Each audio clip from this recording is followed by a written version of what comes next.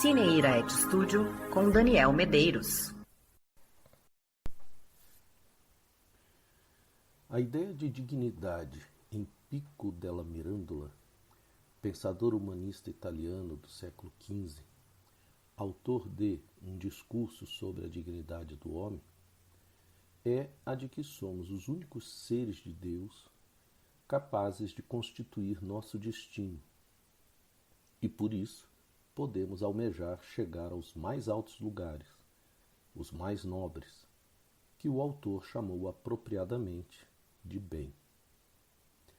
Hannah Arendt, pensadora alemã que viveu os trágicos anos do nazismo, atribuiu ao pária a capacidade de ser digno, um ser desejoso de liberdade, capaz de sentir o sofrimento do outro, diferente do mero arrivista, que quer apenas ser enquadrado e considerado um igual. Para Arendt, alguém ser retirado de seu meio, de sua cultura, de sua língua, de seus familiares, permite, em meio ao sofrimento, aprender que a condição de ser humano é sempre compartilhada, e só nessa pluralidade que é possível construir nossa subjetividade.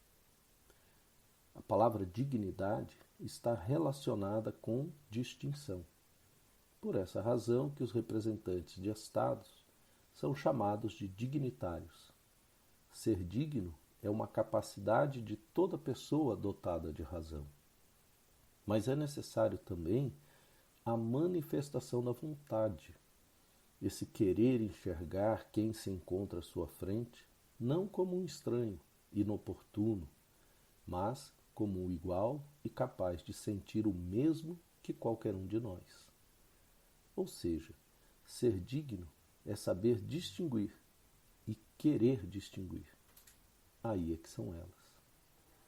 Nesses tempos nos quais vivemos, muitas pessoas usam a razão em longos arrazoados bem concatenados para negar o direito dos outros a existir e a viver de maneira que qualquer um gostaria de viver. O negacionismo geral que nos rodeia é uma negação também da dignidade humana. Mirandola afirmava que os animais não sabem distinguir e os anjos não podem distinguir. Só nós somos capazes de. Mas há entre nós muitos animais que se consideram anjos, ao afirmarem com pompas e circunstâncias que a morte é uma inevitabilidade, mas a perda do faturamento é um desastre sem fim. O cálculo, embora pareça absurdo, é fácil de explicar. A vida é a dos outros. O faturamento é de quem defende essa ideia. Interessante que essas pessoas buscam legitimar suas falas com termos sisudos como desemprego e pobreza, depressão e suicídio. Interessante porque há séculos esse tem sido a descrição do dia a dia da maior parte da população pobre do país, e nunca houve esse clamor e essa mobilização antes. Nunca houve carreatas contra o desemprego ou contra a depressão dos trabalhadores sem condições de garantir um mínimo para seus filhos, nem manifestações com bandeiras desfraldadas para protestar contra as péssimas condições de vida, a falta de infraestrutura para as pessoas que vivem nas periferias dos grandes centros urbanos. Por quem esses sinos dobram, cara pálida? Dobram por vocês, não? Só por vocês. Os constituintes de 1988 escolheram a dignidade como linha mestra da Carta de Direitos que nos rege como Estado democrático. Ela está presente como fundamento desse Estado, no inciso 1º do artigo 1º da Constituição. E também vai espalhado por todo o texto, sempre lembrando que ser digno é ser notado, distinto, azul sobre ouro e não cinza anódino, sem identidade. Está lá no artigo 170 que diz, abre aspas, a ordem econômica fundada na valorização do trabalho humano e na livre iniciativa tem por fim assegurar a todos existência digna conforme os ditames da justiça social. Fecha aspas.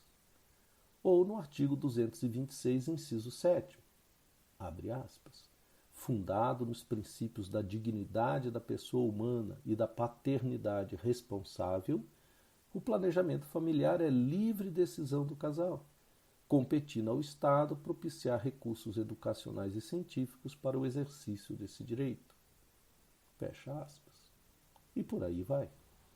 A dignidade é a ideia que aponta para um fundamento de reconhecimento do ser humano como alguém capaz de produzir um ambiente no qual ninguém precisa ser descartado, ignorado, diminuído, exposto ou ameaçado, enquanto for possível, por todos os meios, evitá-lo.